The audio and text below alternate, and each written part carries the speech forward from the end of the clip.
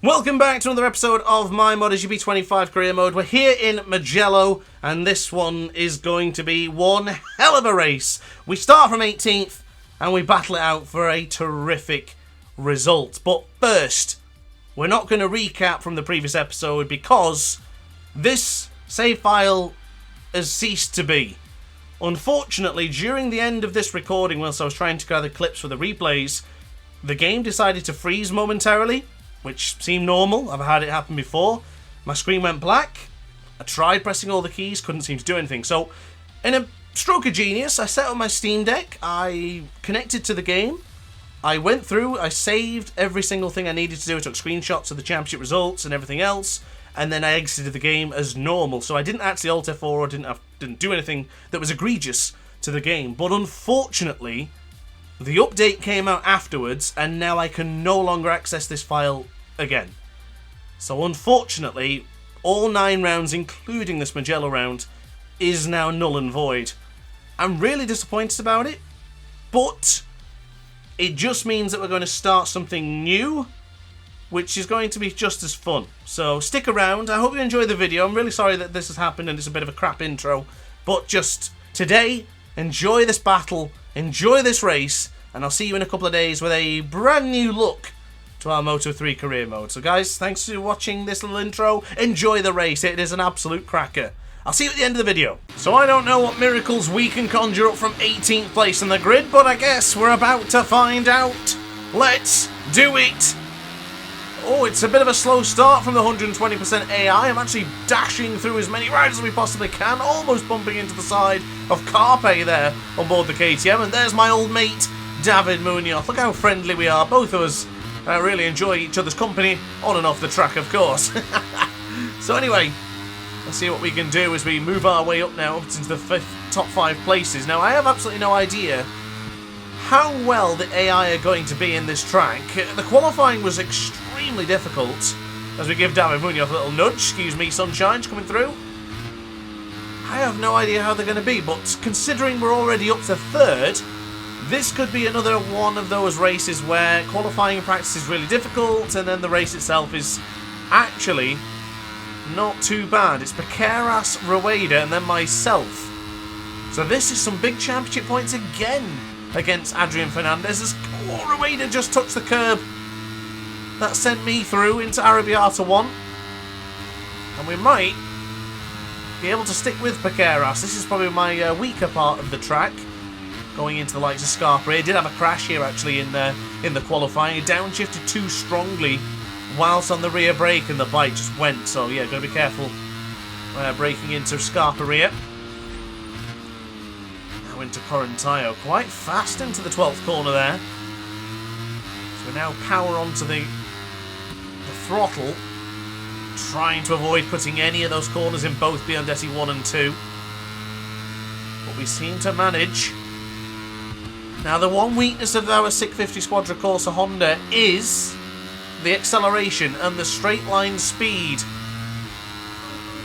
I don't think it'll be a problem though, because we'll get the slipstream. Yes, slipstream in a full effect here. Lap 1 will conclude. There's a lot of crashes going on behind us. Unfortunately, Scott Ogden has just gone down. I don't know who he's gone down with, but there was a lot of beeping and buzzing in my SteelSeries headphones. To San Donato. It looks like Piqueras, I don't know, he looked like he was going to go tight and then he decided to go a bit deep, so I'm taking the advantage while I can. He is going to try and be aggressive into Luco. Will he do the same into Poggio Secco? No, he will not. We have the lead from 18th to 1st in a lap and a half. Well, a lap and a quarter, let's say. Ooh, Piqueras was right there at the bottom of the screen. He's still definitely lurking. This is not a track we are going to break away from the AI. It's going to be... Oh my god, what the hell? The frame rate! What has happened to my frame rate? There's like 15 FPS. What is this? Oh, no way. What is that? Epic Game Launcher's just come on or something. Epic Services. Oh, we're alright. We're alright.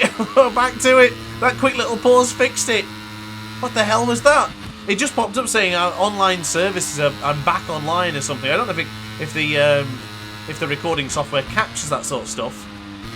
Another reason why Epic Games Launcher is absolutely awful. Now, I'm not using the launcher, but you have to use Epic Games' account for the online situation, so for inviting players, etc. But I'm not even online, so why does that even come up? Well, that's a pain in the backside. I didn't need that to come up. And now we've got to do all that work again against Paqueras. Oh, did you see that? Did you see the way Paqueras bounced off the curb? Around the outside of the number 36. He's coming back through, though. But that puts him in the bad spot. Although, look at that. He's still got the speed to stay ahead of me. Something to think about just in case this goes down to the wire. Across the line then, we do have the lead. The fastest lap of the Grand Prix, 155.8. Batelli actually improved upon us, 155.6. And Routledge up to... Actually, I don't see him in the top 10, but he's there, he's improved. I'll have to take a look at the number in a minute. Don't know what lap time he's doing, but right now we've got too much to focus on. Look at that on the right side of the old little wide. Here comes Paqueras. Yeah, we still held him off. We've got the position, we've got the lead. Oh, this is building up to be a cracker. I like this championship as well, actually. Bear in mind, we are 23 points behind Adrian Fernandez. So we'll claw back some good points here. As I've just had the opportunity to decide our future for the Moto3 and Moto2 career mode. No Moto2 options, but Moto3 was definitely on the cards. But I don't want to be doing another Moto3. I want to win this season. I want to move up to Moto2. Okay. Okay, Rueda. Do what you got to do. I'll be back. That was an aggressive lunge into Arrabbiata 2. I guess that's payback from early when I sent it up on the inside of him in Arrabbiata 1. So, okay, Rueda. Okay. We'll get it back. I'm not too worried about that. Has he got the pace to get away? He's extremely quickly jumped onto the back of Paqueras. A little bit of a stutter there into Correntaio.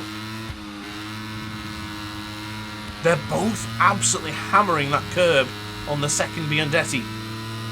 And look at the difference. Just because we didn't hit that curb to that same sort of ferocity, we now have a chance to go right onto the back of them and hopefully speed on through. Going across the line, we have got it done to start lap 4. What a start. Noah Detweiler with the fastest lap of the race, a 55 flat. He's up into 7th place as the Swiss rider. Proper good job from him on the CIP Green Power KTM. So plenty of time left in this one. It's just a matter of, can we hold on to the lead, or can we just at least put ourselves in a situation to win? A lot of our races this season have been in that vein, where we're just trying our best to stay with the artificial intelligence, and then we'll try and strike when the irons are hot. Moodley's been given a track limit warning. Don't see where he is on the timing standard on the left hand side. Of course, random moment to say it, but if you are enjoying the video, don't forget to like and subscribe, guys. Got plenty more content coming very, very soon. As we swing into the right hand side, Arrabbiata 1. Look at Paqueras. Good lord. He was close to my rear tyre then. Oh, just off the track there momentarily. That is going to cost me some time. A track limit... Wait, I actually got away with a track limit warning there. At least it hasn't come up on the right hand side of the all ruts wide. Oh, Rueda's gone! Rueda is not competing in this race any longer. Ah! I just took the curb into Correntaio. Apologies. That's bumped Paqueras. He might have the inside line, but I'm not going to let him have it. Stay strong. Well, that means we now move up to 2nd place in the World Championship. No questions asked. Rueda is nowhere to be seen. So we're now just 20... Well, actually, we'd take 9 points from Fernandez now, so we would be 14 points behind Fernandez. We are definitely doing what we can to secure a position as a Moto3 World Champion. New fastest lap time for me, but still nowhere near quick as Noah Detweiler's time.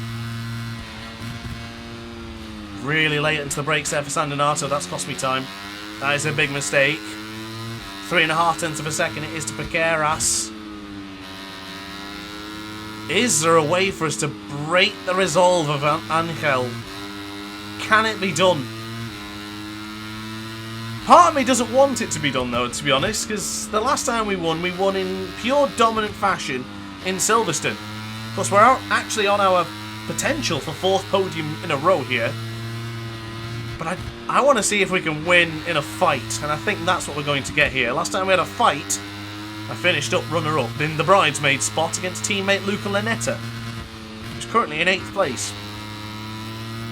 Oh, here comes Piqueras. He's not going to send it, is he? No, surely not. I just caught a glimpse of his front tyre on the old ultra-wide on the right-hand side, but it wasn't close enough to really panic about. It was certainly worth referencing. That's close enough to panic about. But we still hold our own.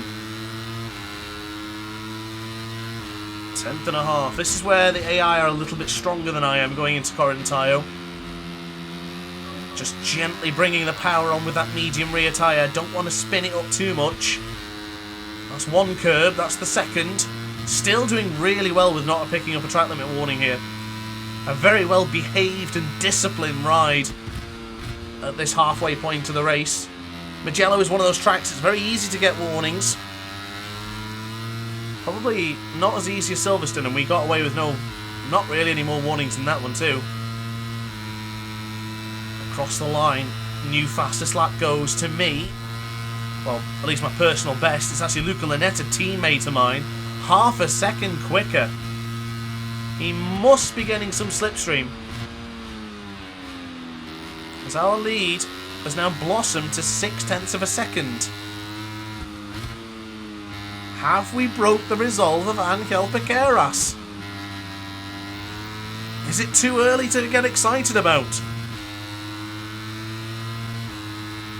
Or is Piqueras just waiting for a moment to come back at me?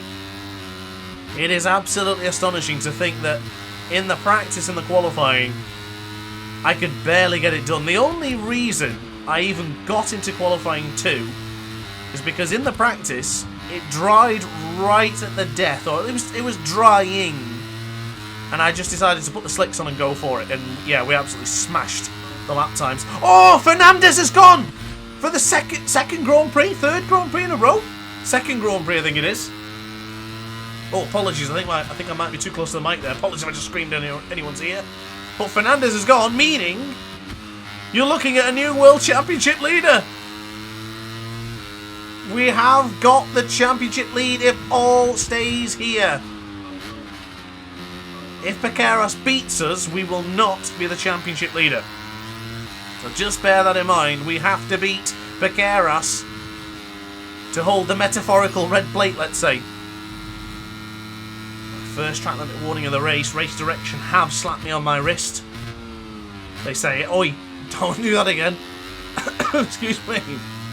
And of course, due to the latest update, you do have the black coloured track limit warnings, which, yeah, I mean, they're both the same to me, the black and the white ones. They're both too high contrast of colour to really clash anyway, so who knows if that was the right decision or not. Well, no improvement on lap time, but the gap remained at 0.6 of a second.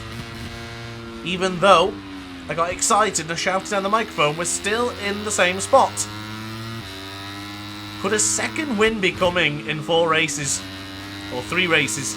Like London buses. It was all a matter of time.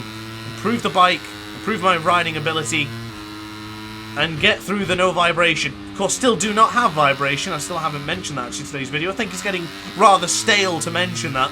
But if you are a new viewer... Wow, this is not the right time, is it? Look at Piqueras. Well, if you are a new viewer, I have no vibration. I haven't had it since the game was sent to me, before the game even came out, and I still don't have it now. But what I do have is an ultra-wide monitor. You may have heard. So it's Arrabbiata 2 then. Yellow flags out in Sector 3, which... Sector 3 has only just begun, so how the hell... I don't know. Anyway... Piqueras is through. Actually wasn't expecting it there, but made sense to let off and just let him through. This is my weaker part of the track. This probably whole sector is my weaker zone. I don't think think I can get through and be under T1. I'm thinking about it all the time. Wow! Come on, Piqueras! Yeah, I should think so. Track limit warning to the number 36. Oh, I can't get around. Can I get... Yes, I can. I'll tell you now, I won't be able to record the replays till after this race is finished, of course. That's how I tend to add the screens during the videos. But the camera angle in that final corner is phenomenal, by the way. It's the TV camera perspective in that corner is great. I hope I've been able to show you in the future when I edit this video and I put it all together. I hope it goes all well. So there's Piqueras. I'm going to triangulate here because I don't know how the AI will react into turn 1. Might have to change our strategy here. Of course, breaking away from the pack didn't work. Do we now play it safe? I do feel that sometimes the AI rubber bands a bit in this game. I was a little bit slower in that previous lap, actually quite a bit. And that was enough for Piqueras to come back. But they do tend to get... they get faster as you get faster too, I find. I feel like it's some sort of dynamic scaling. Even though I am on the hardest difficulty at 120%. Just sometimes feel a bit weird, so maybe that's what we're happening right now. And actually, Shoe is on the other foot. How are we 0.5 of a second behind Piqueras? Oh, he almost lost the front. On the precipice of dropping that KTM goes Piqueras. Good lord, that was on the very, very limit for the Spaniard. He's making me work. He is making me work here. Let's hope he makes a mistake into Biandetti 2 again, because I'm actually falling behind a bit here. Lap times are solid, but he's just started putting some good lap times in. That's what's keeping us on our toes right now. Into the apex of Biandetti 1. He's also off the track again. He's off the track permanently now. He's off the circuit. And he does have a long lap penalty. Yes, he does. That is critical. However, the long lap penalty in Correntaio in this circuit is a breeze. It is extremely easy to do, and you don't lose a significant amount of time. At the gap that we have now, I think we just pass him. That's how close it will be going into that long lap penalty loop. Another solid lap time there, though. 55.393, which is 1,000th of a second away from our lap time from earlier. Luca Lynette is definitely having the last lap and the fastest lap time, though. What a lap that is, 54.7. So here we go, then. Penultimate lap will be beckoning Piqueras to take a long lap penalty. If he doesn't take it then, surely he's not going to save it for the last lap. I reckon that AI will get it done as quickly as possible. And surely they're not going to forget about it. That would just be ludicrous. He wouldn't even finish on the podium if he did that. Fair play to Batelli, though. First podium for him this season, I think. In my game, at least. Ooh, Piqueras. In Arrabbiata 1. Oh, Deteville is gone. What a shame. He was having a cracking race. He's actually still in the same spot, so... Was that a glitch, or has he just got a huge advantage? Whoa! We almost touched the green there. We're on the curb. We're actually losing time here, even though I'm on the fastest lap time for myself. Piqueras is still rapid. So there he goes. He just got the corner. He just got the corner. That will not count. Piqueras will have to do the long lap penalty again. I told you he'd still be in the front, or at least it'd be close. Piqueras. He is dicing with death every time into Biandetti 2A. Good lord. We have the lead. We have the advantage. Is this enough for me? He'll have to do that penalty again, surely, because...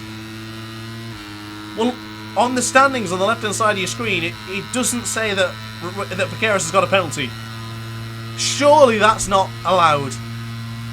He took the mickey going across that green, like Pedro Acosta in Assen. That's ridiculous. Well, this is it then. The final lap here at Mugello. If we win, we'll take the championship lead. If we finish second, it'll be bridesmaid once again. So here we go. Onto the power. Onto the brakes. Piqueras is coming. Oh, he's not going to try and go for the change of direction. Surely not. We gotta try and do some defensive lines here. You're not going to get me into Casanova and Savelli. I wasn't able to get anyone in today's video, actually. Now I think about it, but the rest of the action's been too good to worry about it. He's trying to send it! I don't think so, Sunshine. Stay in your lane. That's it, keep being defensive. Scarperia, we've got to play the most defensive line we've ever done here. Oh, that wasn't clean. That was a bit dirty, that, going in front of his path. But you got to do what you got to do. Oh!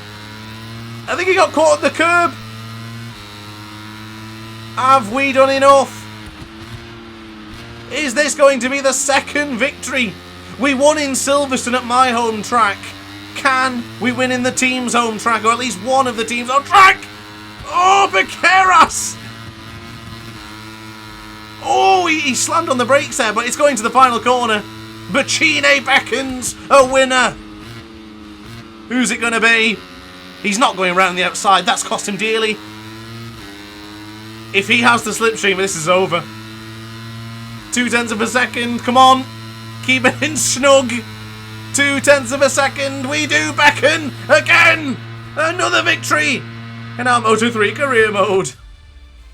Oh, and an achievement as well. Today is another good day.